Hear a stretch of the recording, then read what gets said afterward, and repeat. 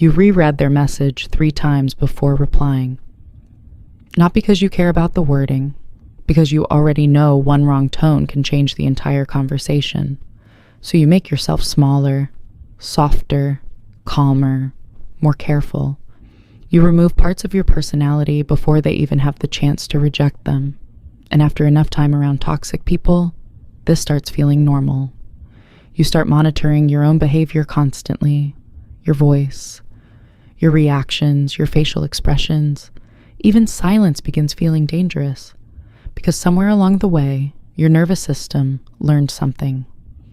Peace in the relationship depends on managing their emotions, and once that happens, you stop feeling emotionally free around them. You become emotionally strategic instead. That is why toxic people are rarely attached to who you actually are. They become attached to the version of you that keeps giving them emotional access. Your explanations, your reactions, your guilt, your emotional availability. And the terrifying part is, most people do not realize this dynamic is happening until they finally stop reacting the same way. Because toxic people often do not leave when you confront them. They leave when your behavior quietly stops feeding the emotional pattern they depended on. Not loudly, not dramatically, just slowly. And once you understand this psychologically, something begins changing internally. You stop asking, how do I make them understand me? And start asking, why do I feel responsible for managing someone else's emotional instability in the first place? That question changes everything, because many toxic relationships survive through emotional predictability. The manipulative comment, the passive-aggressive silence, the guilt trip disguised as concern. None of these behaviors work alone. They work because your nervous system has been trained to respond automatically, to explain, to defend, to soothe, to chase resolution. And toxic people become extremely familiar with those reactions over time. They know exactly how to pull emotional movement out of you. That is why emotional non-reactivity feels so threatening to manipulative people, because calmness interrupts the pattern. And for the first time, they stop feeling emotionally certain about their access to you. You can see this happen in small moments. The message you do not over-explain. The silence you no longer rush to fill. The guilt trip you quietly refuse to carry. From the outside, these behaviors look almost invisible. But psychologically, they change the entire dynamic. Because toxic people are constantly scanning for emotional openings. Signs that you still need their approval, you still fear disappointing them, you still feel responsible for their emotional state. And once those openings begin disappearing, their control starts weakening too. Not all at once, but enough for them to notice. And what happens next is where most people finally realize the toxic person was never attached to peace. They were attached to emotional access.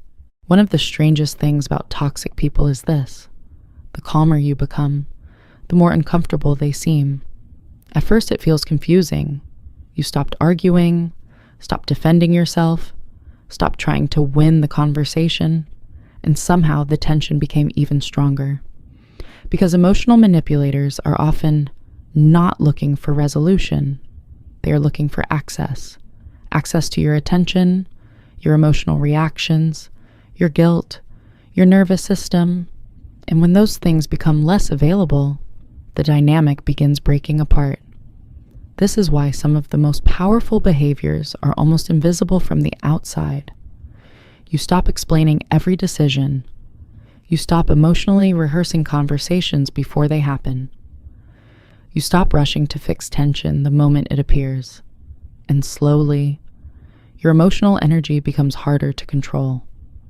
That shift is deeply unsettling to manipulative people, because toxic dynamics rely on emotional predictability. They expect the long paragraph, the emotional reaction, the apology, the panic, the need to reconnect immediately. And when those responses disappear, they no longer know how to emotionally position themselves around you. This is where many people make an important mistake. They think emotional power means becoming cold, detached, uncaring, emotionally unavailable to everyone. But that is not psychological strength. That is emotional shutdown. Real emotional strength is much quieter than that. It is the ability to remain emotionally grounded without abandoning yourself to keep someone else comfortable. And toxic people notice that shift immediately, especially when your boundaries stop sounding emotional. No anger, no long speeches, no desperate need to be understood. Just clarity. I'm not continuing this conversation. I already answered that. That doesn't work for me anymore. Simple sentences, calm tone, no emotional performance attached to them. And strangely, that calmness often creates more discomfort than anger ever did. Because manipulative people usually know how to work with emotional chaos. They know how to redirect blame, trigger guilt, create confusion, pull you back into emotional reaction, but emotional steadiness gives them very little to emotionally hold on to. And this is usually the moment when toxic people begin testing harder. Not because your boundaries failed, because they notice the dynamic changing, the delayed reply, the shorter explanation, the emotional distance, the lack of panic. They feel the emotional access weakening. And for many manipulative people, that uncertainty feels intolerable because control depends on predictability. That is why emotional restraint becomes psychologically powerful, not because silence is manipulation, but because emotional self-control removes the reward toxic dynamics we're feeding on. And the difficult part is, at first, your nervous system may still feel guilty. You may feel selfish, cold, cruel, emotionally distant, simply because you stopped abandoning yourself automatically. That guilt is important to understand psychologically, because many people trapped in toxic dynamics were conditioned to believe being emotionally exhausted means you care. Being emotionally drained means you are loving enough. Being endlessly available means you are a good person. But healthy relationships do not require constant emotional self-erasure to survive. And once you begin realizing that, something starts changing very quietly inside you. You stop feeling responsible for saving every emotionally unstable connection. And this next shift is where toxic people often begin realizing the version of you they depended on emotionally is slowly disappearing. And this is usually the moment the relationship begins changing permanently. Not because you became more aggressive, but because you became harder to emotionally reach. You no longer react immediately, no longer explain every silence, no longer panic when someone pulls away. And for the first time, your nervous system stops chasing emotional control disguised as connection. That shift is powerful, because many toxic dynamics survive through one invisible fear. The fear that if you stop emotionally performing for people, they will leave. So you stay available, over-understanding, emotionally flexible, always ready to absorb tension so the relationship can survive one more day. But eventually, something inside you becomes exhausted. Not dramatic exhaustion, quiet exhaustion.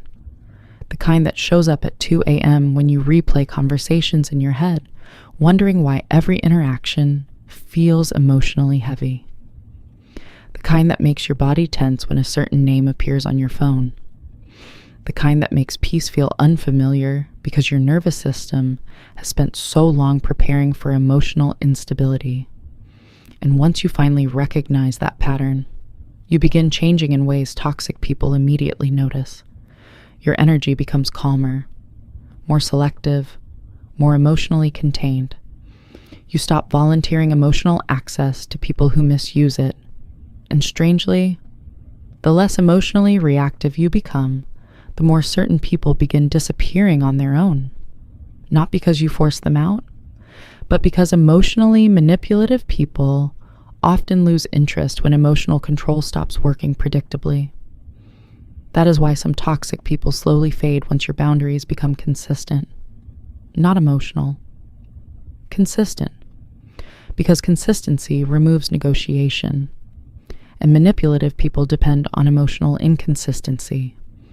The moment your self-respect becomes predictable, their influence begins collapsing.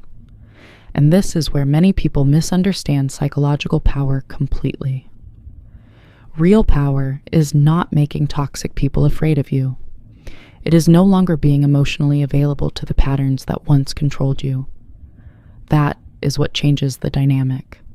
Not revenge, not dominance, not emotional coldness, just the quiet realization that protecting your peace no longer requires permission. And once that realization becomes real internally, your behavior starts changing automatically. You stop trying to convince people to treat you better. You simply stop giving unlimited access to people who repeatedly misuse your emotional energy. And eventually, some people leave quietly because the version of you they depended on emotionally no longer exists in the same way anymore. And maybe that is the part most people never realize.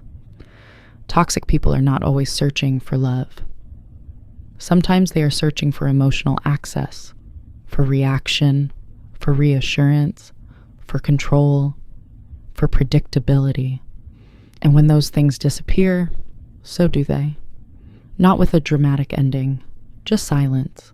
The kind of silence that finally feels peaceful instead of threatening.